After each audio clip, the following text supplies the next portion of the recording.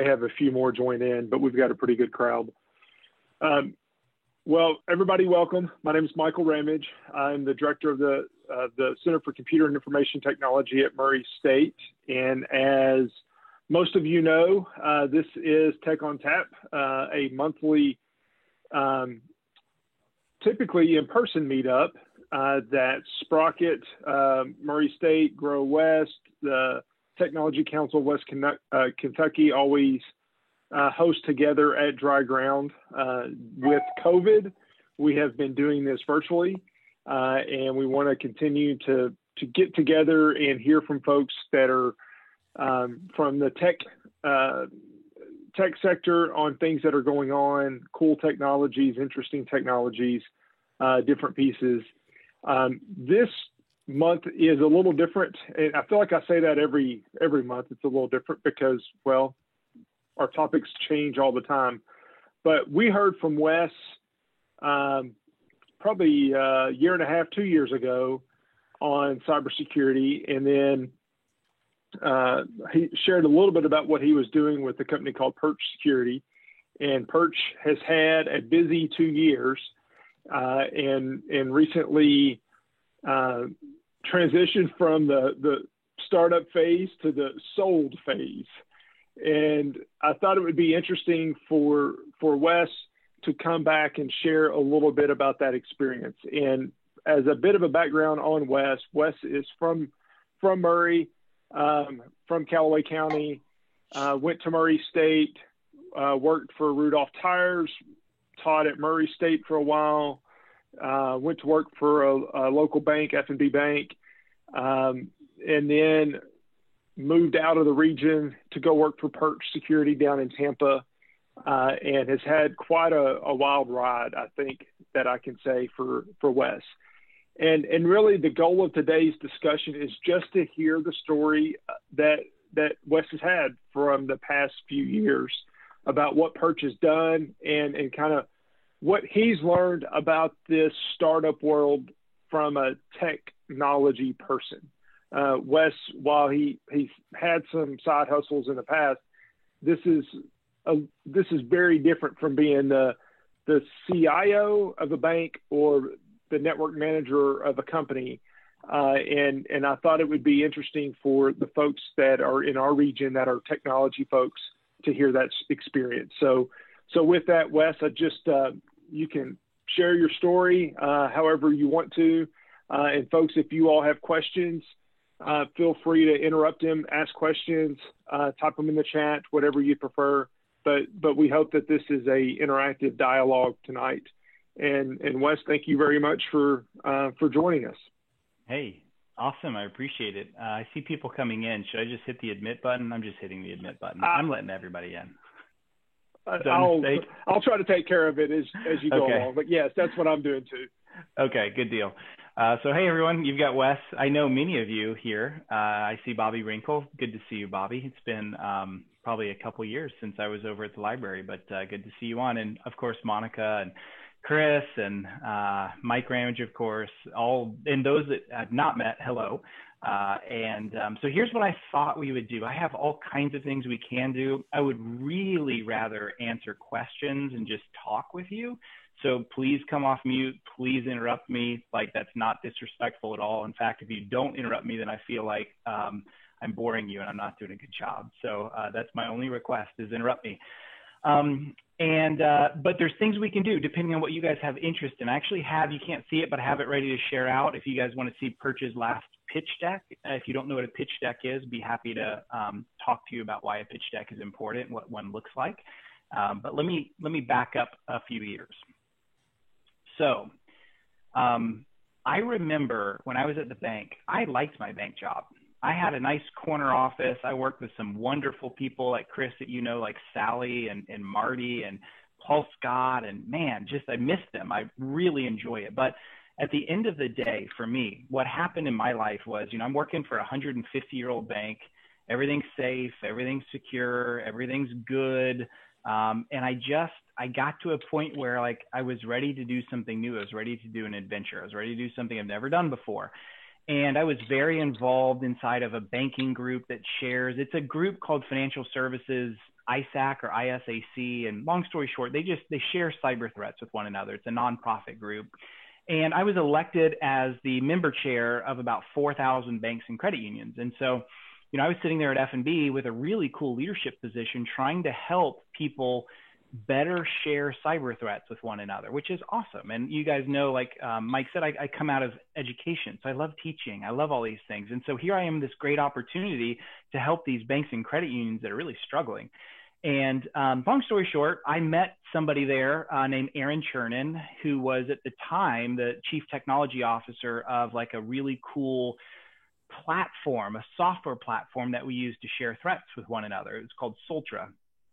And my bank was one of the very first that had built out Soltra and were using it, at least as a small community bank. And long story short, here's kind of how everything happened. And you can call it Providence. That's what I like to call it. But you can call it what you want.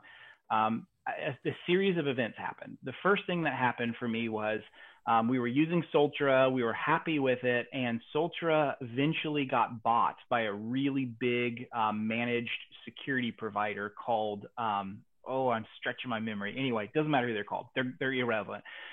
And what happened was the platform that was always promised to be free was no longer free. They said, it's still free, but you have to buy a support contract. And it was hundreds of thousands of dollars. And that leaves a little bank like F&B completely out. And so I was at a conference, one of the ISAC or ISAC conferences, and I met up with Aaron, the CTO over there. I was pretty unhappy with him. I really felt like here I was promoting this platform and advocating for it. And now all of a sudden, after people start to use it and I'm putting my name and my recognition behind it, they pull the carpet from it and say, ta-da, now you're going to pay for it. And it wasn't, we would have paid some, but not hundreds of thousands. You could tell they didn't understand. So I was pretty mad at Aaron. I thought he was pretty dishonest. And he said, hey, can we talk? I said, absolutely, we can talk. And so we were at the Opryland in Nashville, of all places. And I think most of you have probably been there before, and you know how big that place is. And so we're going down these corridors and these down into the catacombs, I felt like. And some other guy named Chris was with him. And I was like, I don't know what's about to happen, but I'm either about to get jumped or something big is going to happen, right? And he finally pulls me aside where he thinks he's quiet and all that. And he says, hey, I agree with you. He said, everything that's happened is really frustrating to me. He said, it was out of my hands. Long story short, I'm doing something different. I was like, okay, well, what are you doing different? I want to hear. And his mission, what he shared from there was this. He's like, I'm leaving. I'm giving up everything. I am putting a second mortgage on my house because nobody will believe in me. And we're going to go do this new thing. I'm calling it Perch. And the idea behind it is we're sort of like perched up over the network and we're looking for cyber threats, but we're doing it in a sharing manner in which all organizations share and participate with each other. And when I heard kind of his vision, he gave me a little bit more than that at the time, but it was literally nothing but a PowerPoint. That's all he had to share with me. No product, nothing at all. And I loved it. And I was like, Aaron, this is awesome. I really want to be involved in this. This is really, really cool. And so he said to me, he said, well, why don't you help me? I could definitely use your influence. I said, for sure. And so I helped for about 6 months on the customer side, talked to Aaron almost every single day, helping him from what I felt like the product needed to have in order to be what we call a minimum viable product or an MVP. And in the startup world, MVP simply just means a product that is proven some amount of product market fit. In other words, the product that I have has a market that fits and that I can address and sell to. And long story short, we got to that point and he called me up one day and he said something to me, and I wanted to share this with you. He said, hey, I had to do something really, really tough. And I said, what'd you do? He said, I fired my best friend. And I knew his best friend was a guy named Dave Ielkin. I don't mind to say his name. He would know. In fact, I saw him last week. He said, yeah, he said, I fired Dave. And I was like, really? And he said, yes. I said, can I ask why? And he said, well, Dave just didn't have that founder startup mentality. And the company wasn't going to survive with that kind of bloat. And keep in mind, a company of 3 with a guy who's at the time financing the company off a second mortgage, that's significant. That's tough. And so he made the decision to fire his best friend. And I was like, how did that go? He goes, about how you would imagine. It was really rough. But something happened for me. I realized a guy like that, that's willing to do whatever it takes to make a company successful, even doing something tough like firing their best friend, is somebody that is somebody I can believe in the sense of like, whoa, he's not gonna pull back and let the company fail because he's not afraid to take a tough decision. And so in that same call, he asked me, he's like, are you interested in coming on board at Perch? And I was already putting out some hints before that anyway, of like, hey, I'd love to get to Florida one day because he's in Tampa. And so long story short, he said we talked through it and he had an offer for me at Perch, and I came on board and we just needed a title. So I'm like, how about a CISO? I'm a security guy anyway, Chief Information Security Officer. You know, at a startup, and I'll get to this in a minute, but you do whatever needs to be done. And titles don't matter. So I said, yeah, that sounds good. That's awesome. And so we worked through stock, we worked through compensation. I was getting paid not great money at the time, especially not for like what a Tampa salary would be. And so, you know, I stayed in Murray for a year and worked from home, but I would go to Tampa pretty often. But I was doing this for a couple reasons. I wasn't doing it for the salary, that's for sure. I was doing it for a couple things. I wanted to do something different in my life. And I wanted to get into software. I've always felt like that would be the coolest thing ever. And I'm not the kind of guy that wants to move to Silicon Valley. And so that was a big piece of it. And then the other big piece was this stock is really, really interesting to me because of, you know, what it could be worth one day. And so long story short, we negotiated a little bit. I got to where I was comfortable and I made the move. And when I made the move, I knew this at the time because Aaron told me, but I didn't realize how stupid it was. We had 1 month of funding. So I left a 150-year-old bank, the corner office, nice 2 big windows, for a company that had 30 days of funding before they went bankrupt. And he was in the middle of raising his seed round. That's pretty scary. And I remember telling all my friends, my wife and I talked about it a lot. But anyway, I remember talking to a lot of friends about it. And the comment I got back from almost every one of them is, why? What is wrong with you? Why would you do that? And for me, it was tempered because I knew what the software was doing. I knew how great Perch was going to become. And I also believed in the founder, but I wanted an adventure. I wanted to do something. That's why I did it. So let me kind of pause there. That's kind of Perch's earliest beginnings. And so here I was coming on board as a banker with no real knowledge of software, but lots of knowledge around security and cybersecurity. And we were working with banks. So that my role was literally just talking when we would get inbound stuff or we would go to a conference and we're doing what we call lead gen. My job at the very earliest days was nothing but jumping on phone calls with banks and doing demos for them and showing them what Perch could do. And that's what I was doing. All I was trying to do at that point was prove product market fit because we weren't there yet. You can't, in almost every case, not every case, but in almost every case, you can't prove that your product has what's called product market fit without some amount of sales revenue coming in or some amount of like early customers to say, yes, this thing is viable and I see a use for it. And so that's what we were trying to get to because we were going after funding. And for us, funding was critical. We were just trying to raise enough to kind of get us through that first little hump. And so we had manageable burn at the time. I think we were burning. And when we say burn means how much you're actually spending month by month just to stay afloat. And so we were burning at that time somewhere around $40,000 a month, something like that. So high, but not super high for such a young, small company of 5 people. And what we wanted to do is, can we get 3 or 4 paying banks just to get to the point where we can go to an investor? When we talk to them, they're not going to laugh us out of the room. So that was us. So that went into funding. And we felt like it's time to, and I don't know if you guys have ever seen Shark Tank. Does anyone here watch Shark Tank? Okay, those that are on video, I saw, yes, yeah. So I love Shark Tank. That show is very realistic. It's just chopped down into like the little bits and pieces. It's a much longer pitch. So we're doing these pitches wherever we could find people that were interested, and we failed and we failed and we failed, and everyone was laughing us out of the room, and no one thought this was going to work, and people thought we were stupid, and these bigger companies like Dell SecureWorks that were out there were just going to eat our lunch, and you know, there's not really a need for the niche that we were trying to solve for, and come to find out they weren't entirely wrong about that, and we just couldn't get anyone that would buy in until finally we decided, you know what we need to do? We need to go local. And there's just something about going local. And we met up with a group. You can look them up. They're called MDJ in Tampa. It's called MDJ Group, and they are a local angel group. And we talked to them. They liked what we were doing. They brought in a couple third-party people that they've worked with before in security, and they vetted us, and they came back and gave us thumbs up of like, these guys are smart. They know what they're doing. And they funded us, and we were asking for like 750,000. We got 350,000. So not exactly the kind of money that we needed. And what did that mean? We just bootstrapped it, went back to the days of like, we are going to continue to be as lean and careful as possible. And we continued to build the product. We continued to listen and build just a rabid customer base. So just for us, customer service is extremely important. You go ask any of our customers, I'm telling you, they'll rave about Perch and just how we treat our customers. And so we grew. And then what happened with the MDJ guys said, hey, you guys are getting ready for an A round, don't you think? And we're like, yes, we're about to run out of money again. And so they said, well, we weren't going to offer this initially, but now we see where you guys are going. They said, we have sold a couple companies to a guy named Gary Fish. I don't know if any of you guys know Gary Fish or not. You can Google him. He's like a billionaire out of Kansas City. It's a private jet.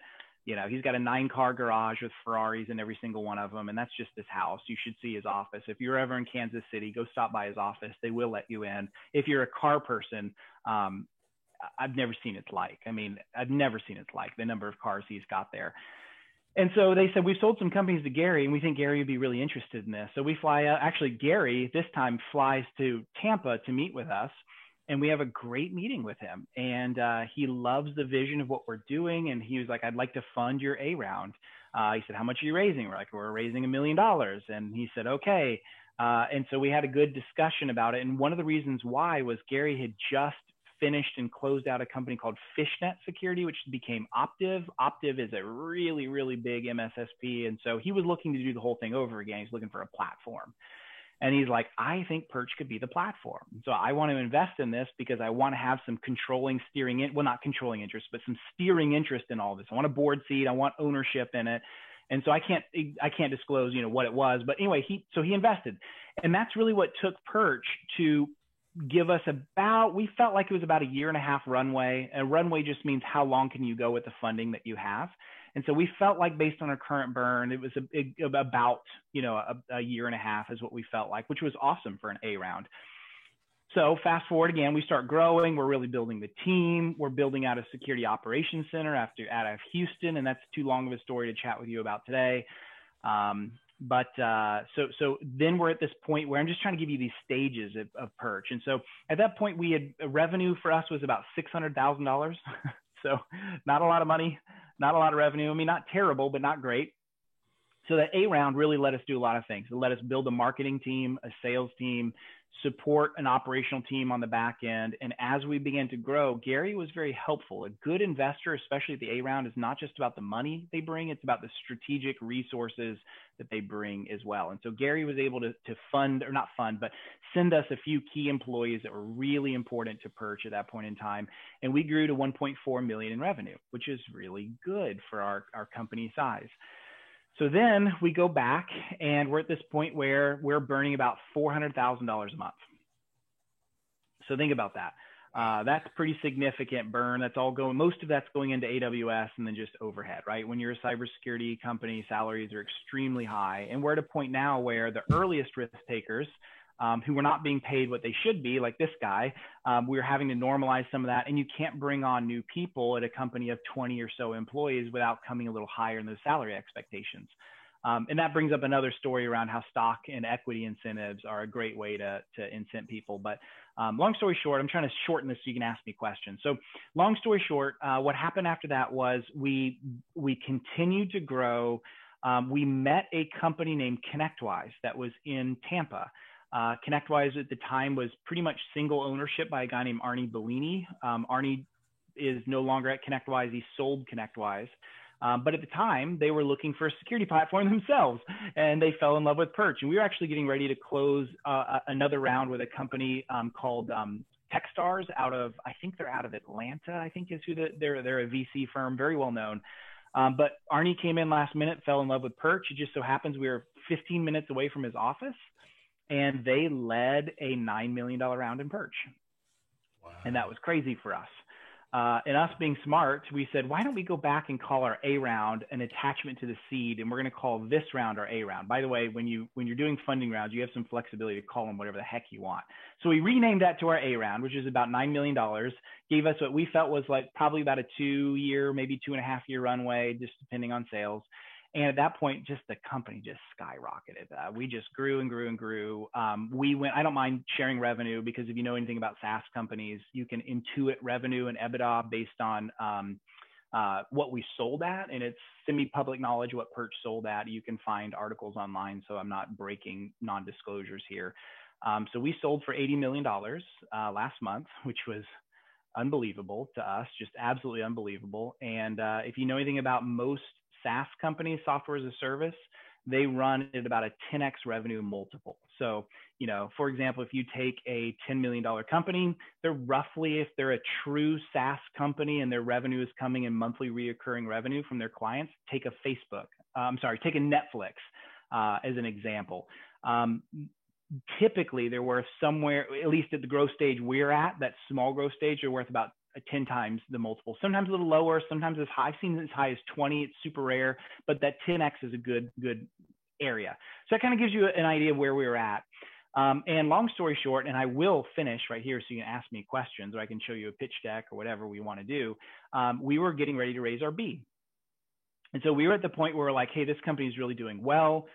We could really use a B round, not because we have to. We actually hit cash flow positive a number of months, which is really, really good for a company our size. But we were at the point where we were thinking, hey, we would really, really, really like to do a B round, because we want to explode our sales and marketing teams.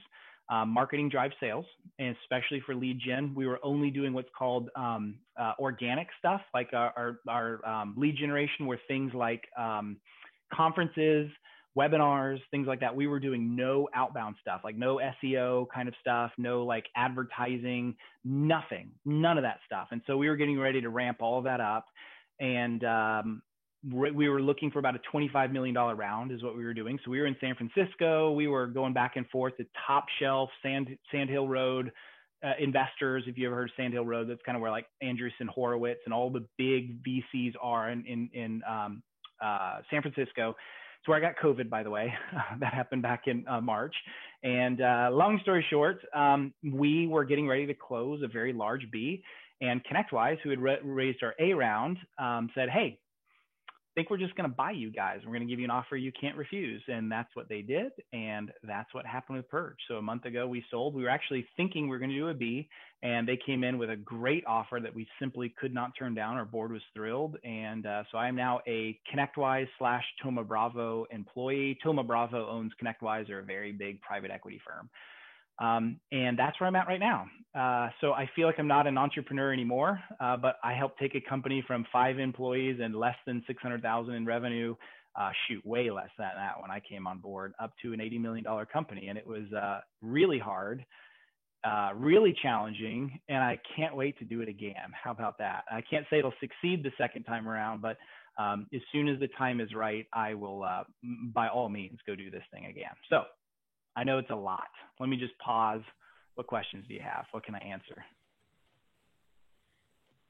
So Wes, what are you interested in that next entrepreneurial challenge? What do you want to go with next? Kind of the same thing or something different? So we didn't actually talk. I didn't talk much about our route to market very much, and so a lot of this will come into that. I can give you a few thoughts on it. One is I still want to stay in cybersecurity. It's my bread and butter. It's what I love. I built my name and kind of staked my name on it. So I want to continue that. Want to stick around with my current CEO, or I guess ex-CEO now. We're both been swallowed up into the mothership. So he and I would like to do something again when the time is right. And if there's ConnectWise people on this call, I'm not saying I'm leaving tomorrow or anything like that. I'm just saying when the time is right. And we actually love MSPs. So MSPs are a route to market. Those are managed service providers. If you want an example of one in Murray, you have DevSource, who is a client of ours. There are many all through your region. And we love them. We actually sold very heavily through MSPs. I didn't even talk about Perch's huge pivot, but I feel like every software company and really any successful funded company ends up going through at least one pivot. A pivot is where I think I'm going this way, but the market says you need to go this way. And it's not completely off course, but it's enough to where I'm pivoting, right? You guys are basketball people in Kentucky. You know what I mean by a pivot. And so we made two really big pivots. One is we pivoted the product, and it's nerd stuff, so I don't want to bore you with it, but we went from one thing to another thing that's very heavily around log analysis. The other big pivot is how we sold, and we started to really sell towards MSPs. And the reason for that was the market was demanding it. We were on more and more calls with these MSPs that were craving a security solution. ConnectWise, our A-round investor, and ultimately our buyer, were very, very invested in MSPs. And so long story short, it's kind of a match made in heaven for us. And so anyway, I say all that to just kind of come back to your question, Chris, and that's what happened for us is we realized that's where we need to go to be successful. And so we sold to them. And I love MSPs. I want to stay around them. I'm very passionate about MSPs because the entire SMB market is pretty much only served by MSPs. They can't afford their IT people. They can't afford security people. So how are we going to secure the nation's largest category of businesses is your SMBs without the MSP? They are the only route to market. And so that's what we want to do again. We just don't know what and how and when. Good question. So how hard was the decision to go the sell route instead of your next round of funding? Because it seems like the way that you were doing it, you could have really exploded Perch. Yeah, we were not raising the round because we had to. We were raising the round because we wanted to. In fact, let me just show you something real quick. That's a really insightful question. And right here is our pitch deck. And so you can see we're hockey stick growth for us, just rocket ship, right? And there's a difference between revenue and bookings. Bookings includes more things like what is projected that's going to be coming, but is not on the books yet. Even I call it bookings or whatever. So a lot of really good growth. And there's another thing I wanted to show here. This is our actual pitch deck, our unadulterated pitch deck. I can show you because I just don't care anymore. I'm happy to share it. There's some number here I'm looking for. Where is it? That's what happens when I don't. Here we go. So we were, right about to hit that $10 million annual reoccurring revenue. So this is where we were. We were not at a point where we still had a runway up until we felt like at least 15 million ARR before we would really need to secure a funding round. And possibly we could go complete 12-month over cash flow positive, with no funding if we wanted to be a little bit more careful and conservative. But here's why we didn't do that. We felt like if we're going to go real conservative and just grow at the same pace as revenue comes in, that we could get our lunch eaten by a new competitor. We're at that point now where we weren't the scrappiest anymore. We had some Fortune 500s using Perch. We were big enough and well-known enough to where we're like, we would rather take a funding round, dilute our shares a little bit more, and just completely just grow the company. And so that is why we were going for a funding round primarily, because we did not want to get outstrapped by somebody new and also scrappy. However, it ended up that ConnectWise came in and said, we'll go ahead and take the deal. So this is, while we're at it, and I want you guys to ask questions, I really do. Let me see if I can get back over here. Yeah, there we go. I have another monitor that's all messed up. So this is our pitch deck. And I don't know if you guys have ever seen a pitch deck before. We spent an insane amount of time building this. We had a couple of different board members. One, I don't know if you guys have ever heard of Cylance, but one of our board members is on the board of Cylance as well. And so he was very insightful to us in building this pitch deck. But one of the things you do on a pitch deck is you always start with the problem. What are we trying to resolve and deal with here? Because when you're talking to investors are taking one pitch after another. And imagine walking into like Excel that I mentioned before, and you walk into Excel, and these are the guys that invested in Google in the early days, in Facebook, in Airbnb, in LinkedIn, like all the household names. And they will let you know when you walk into their office, all of the banners of the companies that they've successfully invested and exited are all up there. And you've seen like almost all of them. You'll know them all. Of course, the ones that fail, they'll go hide in some back room, right? which is a lot. So they're going after pitch, not all in cybersecurity. And so you have to kind of teach them, hey, what's the market? What's it looking like? And so these are some of the things we would talk about, is how, you know, enterprise security solutions don't work what we call down market. They don't work for the everybody else's of the world. And so we talked about how we built one, and we would talk a little bit about how it works and how it's addressed. And then we would talk through who our leadership team is, which, by the way, this is not lost on us that it's a whole bunch of white dudes. White males. That's not lost on us. I want to just be clear to say that this world still needs more diversity. It really, really does. And so, you know, it's the way the world is right now, but would love to see more and more diversity. And I think it's happening, by the way. Then we would jump into like why Perch is succeeding, who we compete against, how the platform kind of works at that high key value deliverables. And again, I'm just kind of going through this quickly for you. We would then usually do, if they're interested, a very quick 15-minute demo so they can see it's not vaporware, they're aware of what it looks like. And then we get into the hooks. And the hooks are, hey, it's not just us saying this, let's talk about the numbers. So we would talk about the deals that we would make. And so here you can kind of see the 2019 deals that we had made.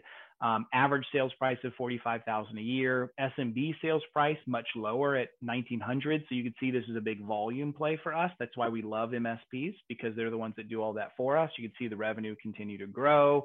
You can see MSPs, and this is just like what I talked about, the very end of quarter 4, 2018. If I can get my mouse to come back over here, a little bit of MSPs, a little bit more, and then just exploded from there.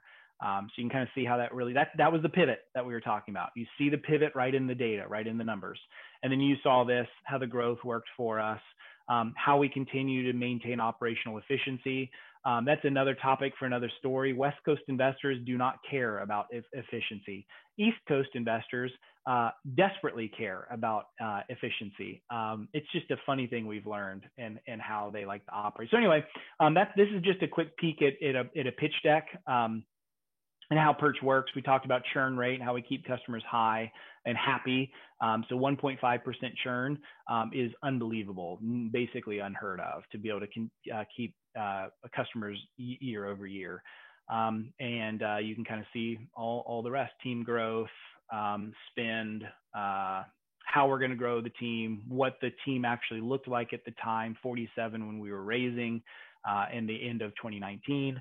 So man, this is before the pandemic even. There you have it. We even started our own conference.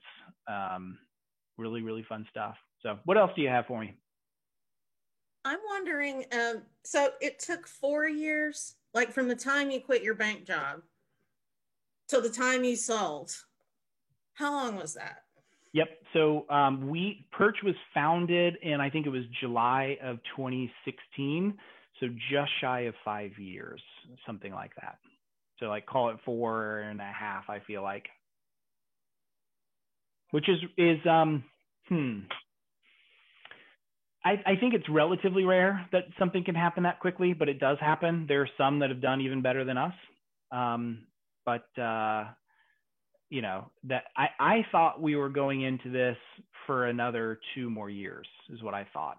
That's what I had my hunch when we were going for that B. We wanted to stop. We didn't want to raise any more, because the more you raise, the more your stock dilutes, because you're giving out more and more ownership to everybody. So the less ownership you have. And so, you know, companies will brag about, we've done a Series D, Series E, Series F. And I'm like, yeesh, that's not a company I want to go work for. There's nothing in it anymore for anybody.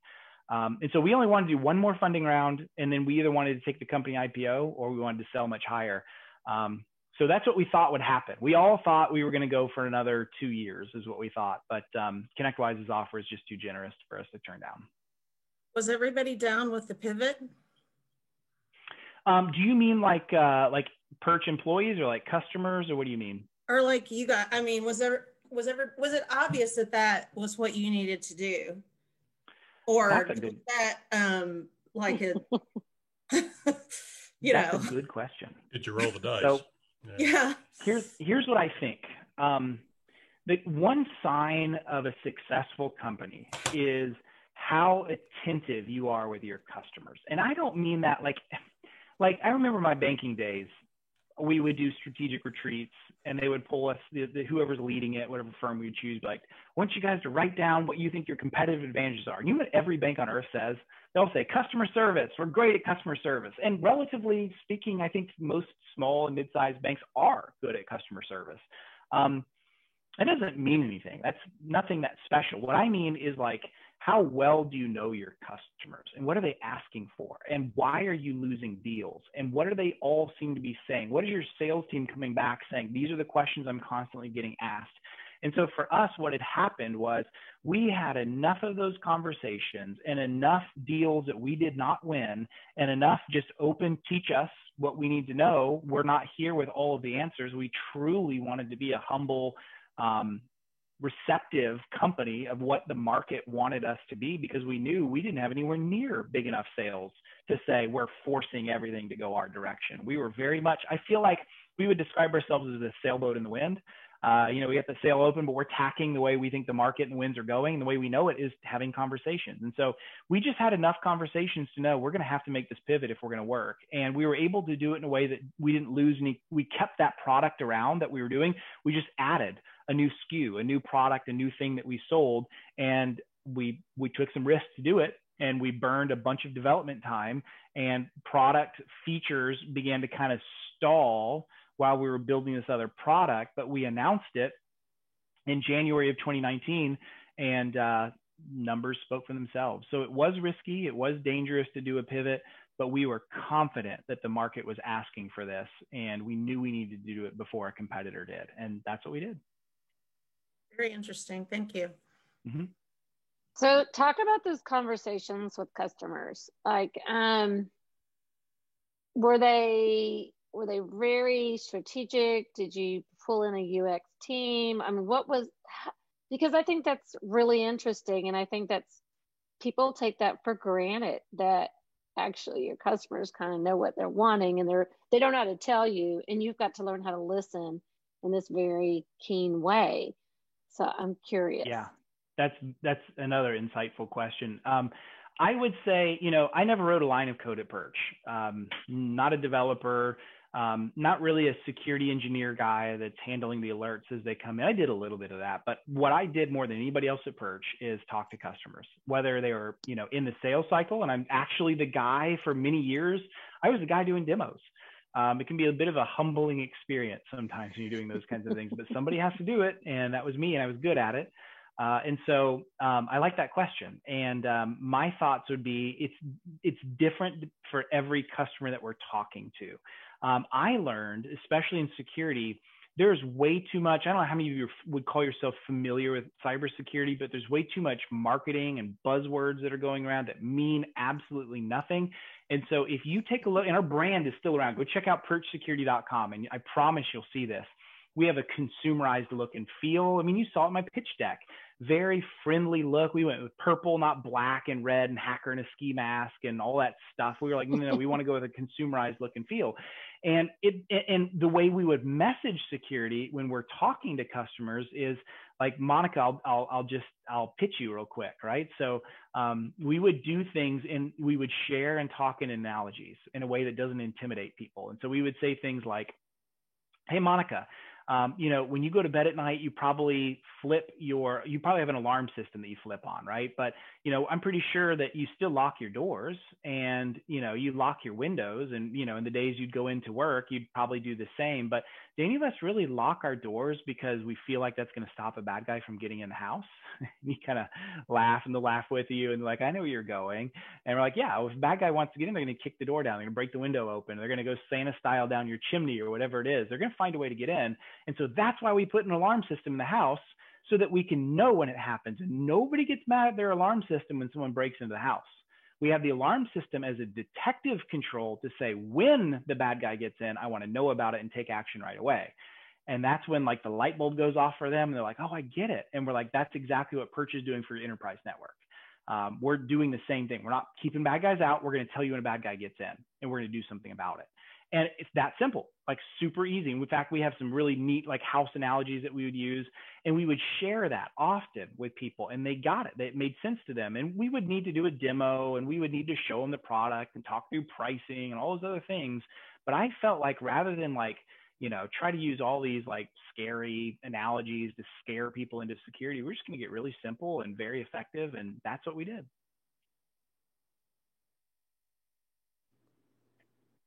Hi, Wes. Ray Hagerman here.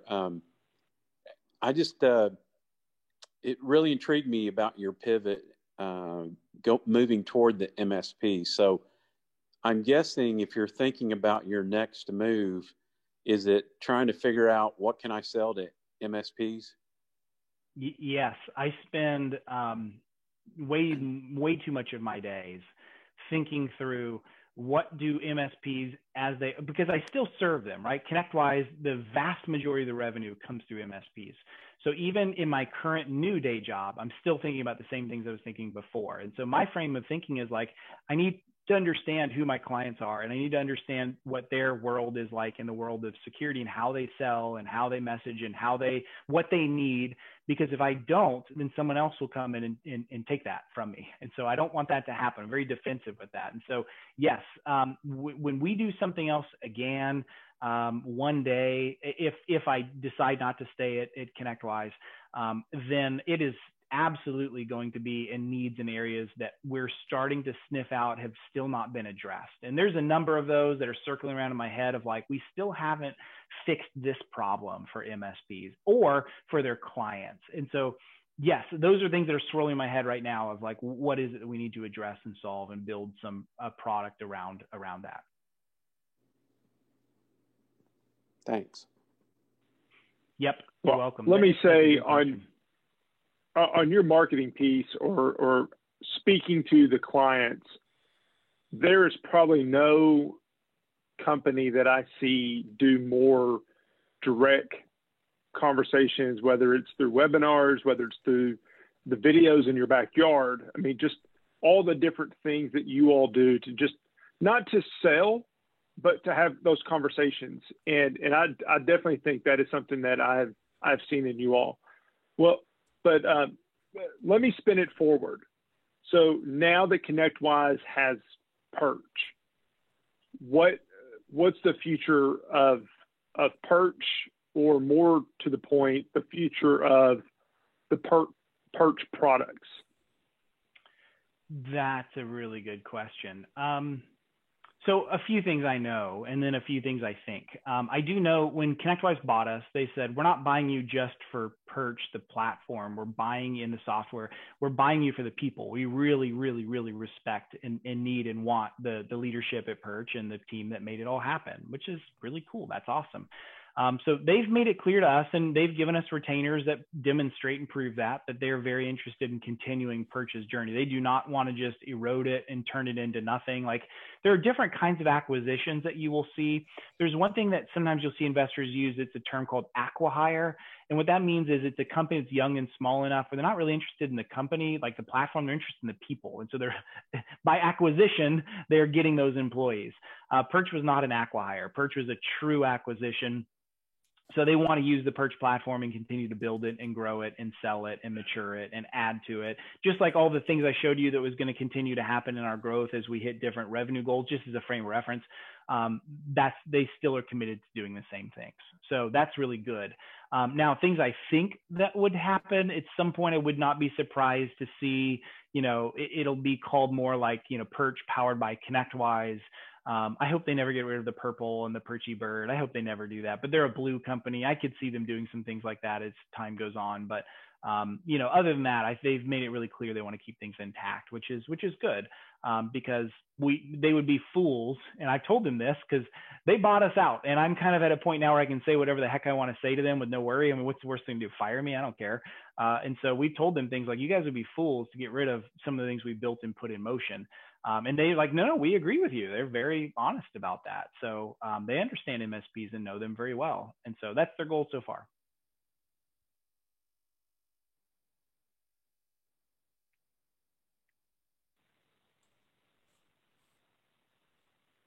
So I've got another question. Oops, oh yeah, sorry. please. I'd rather answer your questions. Okay. Well, here's looking at your pitch deck. So very cool. Very nice. Very simple. And I don't know anything about security products, so I'm gonna just say this right now. But when you and so let's back up. When you were talking first to your business partner and he gave you that pitch, deck, then what about the value proposition clicked for you so succinctly that you knew, oh my gosh, was it because you were a customer and you knew you needed that so bad and you had talked to so many other customers and you knew they all needed it so badly, or what was it? A good question. So for me, it was, so keep in mind, Perch, like I said, we pivoted a lot from who we were selling and how we were selling and what we were selling. Yeah. So what I would say back then is not what I would say today. But if you had asked me back then, what was it sold me? It was, that whole Soltra thing that I mentioned at the very beginning of the call, that thing that Aaron was the chief technology officer at, and it was kind of like it proved that there was a need, but it didn't address the solution well enough because it was so developed and built for the super big orgs, like the Bank of Americas and Wells Fargo's and JP Morgan's. And Aaron came out of JP Morgan, by the way.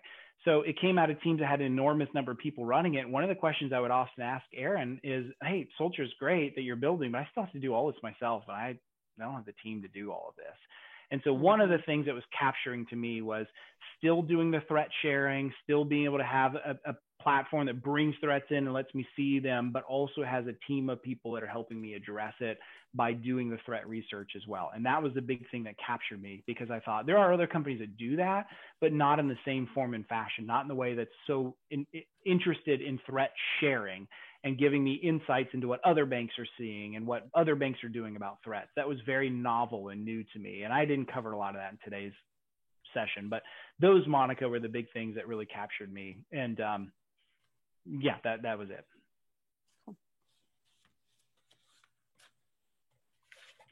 So one thing I wanted to share with you guys, the awesome thing about being an entrepreneur is anybody can do it. And I don't care where you exist and live. So today I was actually talking with Matt Jennings and the new CEO, Ryan, I forget his last name, at Kingdom Trust. I'm sure many of you guys know Kingdom Trust. What an awesome company. And they are in Murray, Kentucky. And they are doing really well. Just think the world of not just their operating model, but their understanding and insights into the company. I'm just sharing them as an example to say, what it really comes down to is a few different things in my mind.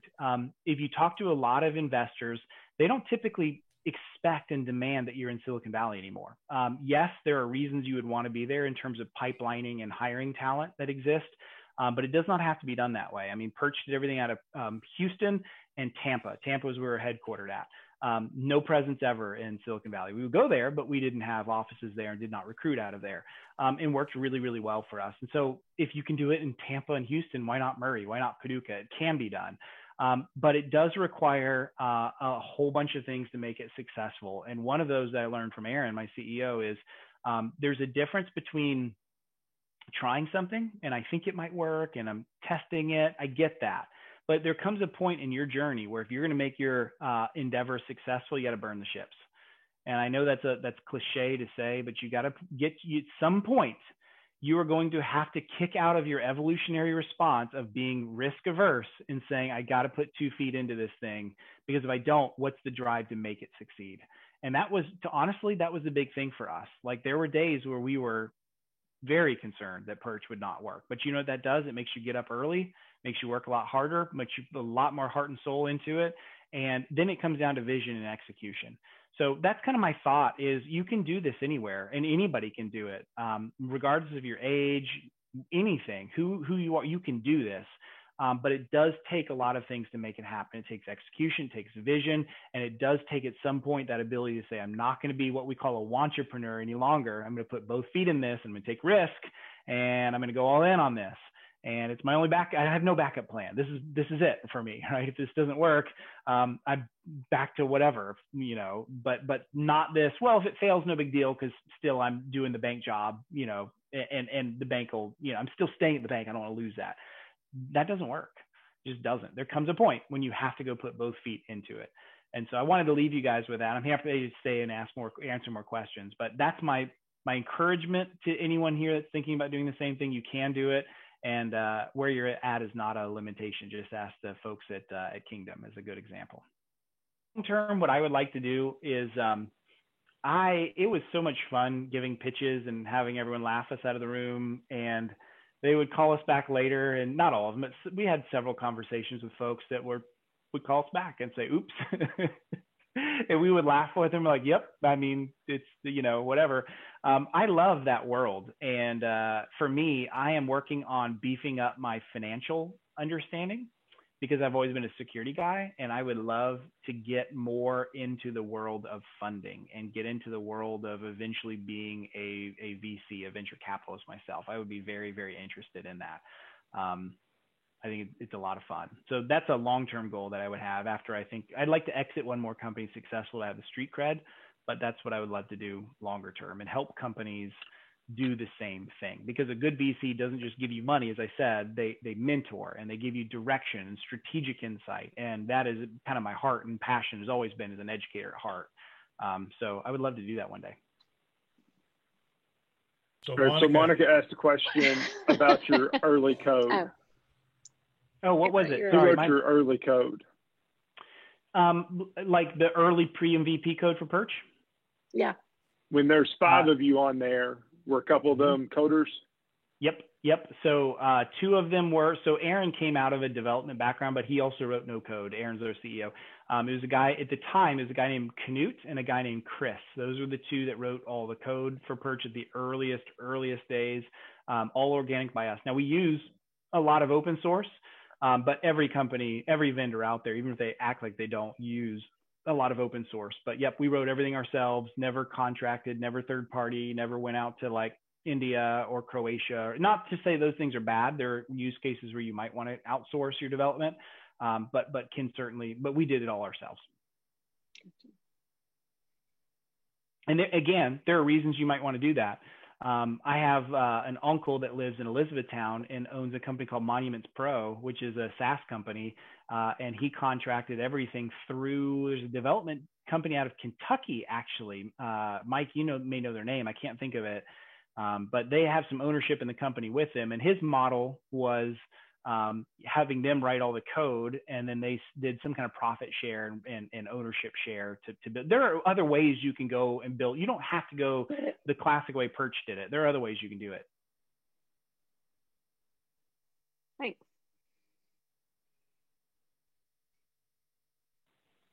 All right, last call for questions or comments. Well, I just think it's exciting, Wes, and I think that your experience is going to be so valuable to, I think, us as a group here. And I appreciate Mike bringing us, because you've actually walked the walk and been through this fire. And, Ray has been involved in these as well, in funding groups and putting these together. And so it's just a really nice build of critical mass of people who have been there and done that. And I think that you're recently having gone from, like you said, 0 revenue to, 8 point, is tremendous to us. And I hope that we can continue to come back to you, for your next venture, to hear about that, but also to be bouncing ideas and getting feedback and direction from you. Yeah, absolutely. And I'll tell you again, I may live in Tampa, at least at the moment, but my heart and soul is still back home where you guys are at. So I want to be a resource and would love to continue to help. And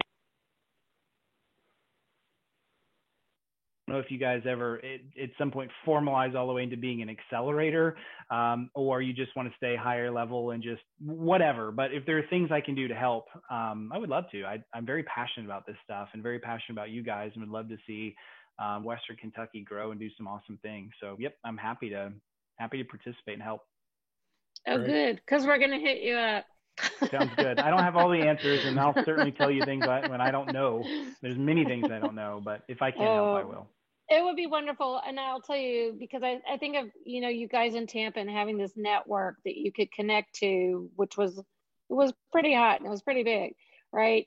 And so we need to figure out, how do we do that even when we're here in Middle America, and what are the elements that ecosystem needs so that we can create more Kingdom Trust and, guys like you and gals like you, we need to figure out, how do we really nurture this here. So, and I think it takes listening to somebody who's done that and who's been through it and has that energy. There's a kind of an energy that comes with this too. And so I'm looking forward to it.